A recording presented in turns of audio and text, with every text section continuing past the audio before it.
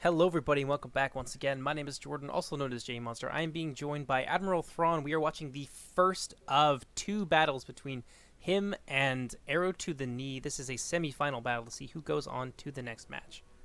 Hey, how's it going? So why don't you give us a bit of an idea about what your strategy is here. He is actually playing as Gondor, who's way over here. I will give you the army list in the description. But yeah, tell us a bit about what your strategy was and what you were kind of expecting when you built the army. Sure. So I was actually going for the similar strategy to what you used on me in that first game where you beat me.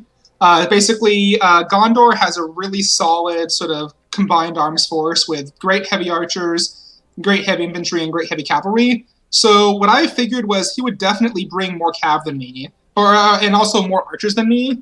And so what I figured was I would basically build an archer force that was mostly the heavily armored Gondor archers, so they could basically sort of withstand an archer barrage. And then after that, I would basically just sort of shoot down his heavy infantry and then close the distance and basically out micro him after that. So Yeah, that was sort of my overall overarching strategy. that's not a bad strategy, although he did bring a lot more archers than you. But they are Yeah, much lighter, but he does have the troops to kind of drown you in missiles. yeah, I definitely, I knew that he was Dale, so he was gonna bring a lot of good archers. That's why I brought my heavier archers because I always lose the archer fights, but I generally do some good damage to his infantry in the process. So I sort of figured my archers would die, but they would, do some heroic work in the meantime during the archer skirmish. That's a good plan. Especially those Athelian Rangers, I thought that was a pretty decent pick because they have such range on anything that Dale has Mm-hmm. that you can get some really nice early kills off with them. Yeah, definitely. So we'll see where that strategy goes, but yeah, that was the idea behind this. Yeah, there's a lot of posturing that goes on before this. Just everyone's just waiting for someone else to make the Oh, first totally. move. Yeah, well, I mean, like especially with archers, there is a huge disadvantage being the one to engage with your archers because the enemy will get off a couple of barrages before you can actually, stop and do the animation to fire arrows. So generally speaking, it's better to sort of be the one to sit on your butt and wait, unless they have the range on you, in which case you're basically screwed. Absolutely. When I was first watching this battle, that was one of the things that I remarked on. But you did actually surprise me a little bit. But we'll see kind of what happens there. Yeah, But I mean, I'm not sure it was a good decision what I did, but like, yeah, well, like, let's just say I got the range wrong. I thought I was really close to him. It turns out I was not. yeah, unfortunately, Medieval 2 doesn't have the nice, handy little decal that shows you So, yeah. where they are. So you just kind of have to eyeball it and Which hope they like, I will say this is the way that real men play Total War. But yeah, I mean, it is definitely difficult to eyeball properly. Yeah, I'm inclined to agree. That kind of thing just comes with experience, though. Yeah, because I was assuming that this was basically just out of range, which you'll see soon. It is not just out of range. There's a long distance between us. Oh, yes. We'll see. Mm-hmm. So in a second, I actually at this point I was actually considering doing like a cav charge to try and whittle down his archers because I saw that his middle line here was all Barding herd, which are pretty slow.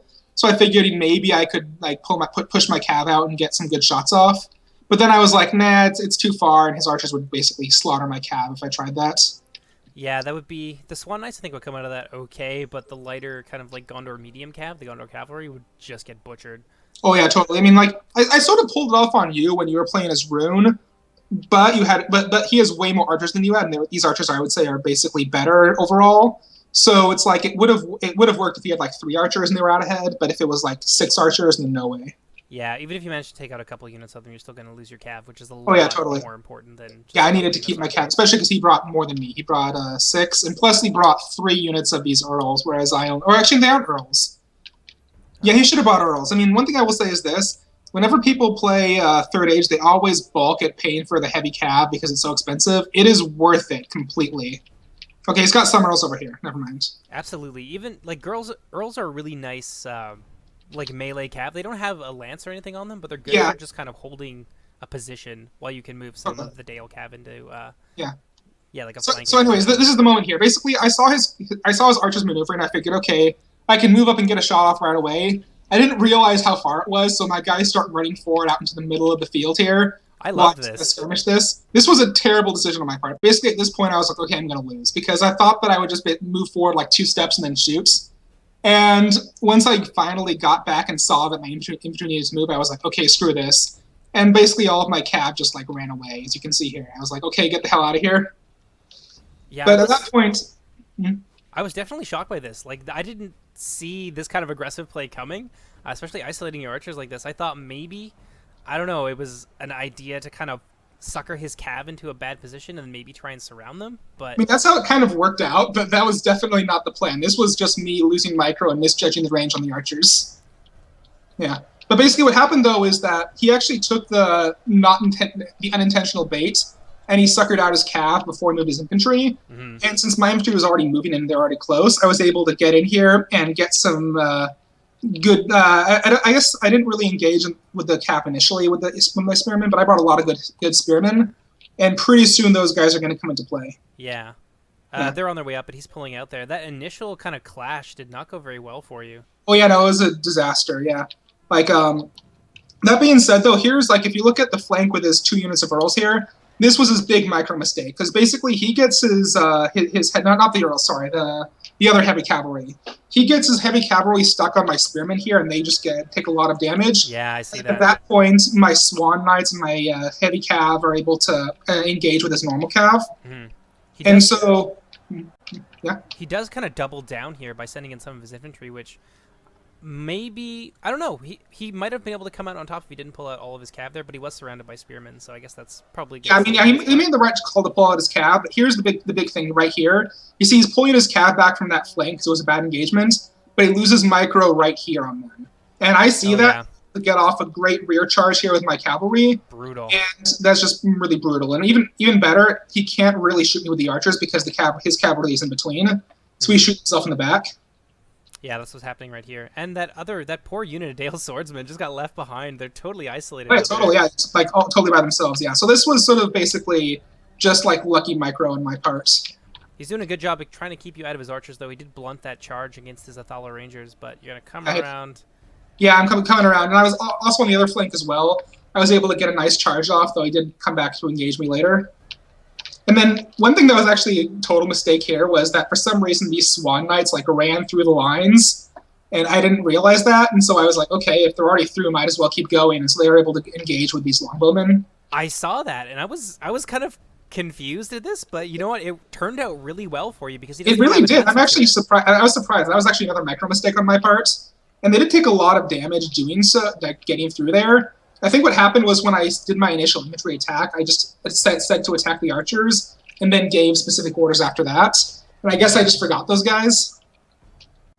So, but either way, though, that worked out really well. But I think really the key here to his whole strategy and why he has issues now is he's got this huge unit of Barding Herd in the middle of the battlefield, and they aren't really doing much. Because they're really slow. My archers are shooting in the back here, and they're stuck fighting these dismounted Swan Knights who are going to last a while. I mean, like they're going to lose, but they're going to last, and that's at this point really what matters. Oh, and there goes the Dale General. Yeah. Mm-hmm.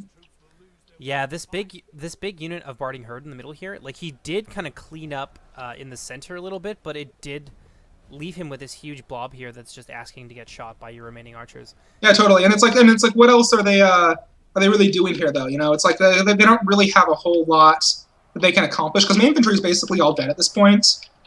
But I've still got some guys in and amongst his archers, and my infantry is much faster because these are all like halberdiers, and so they're all really slow, so I can just outrun them. Yeah, that cav fight turned out to be really, really decisive, and that's I think what's going to be the biggest part in winning this battle. Because if you didn't have any cav left at this point, I think he would have taken it.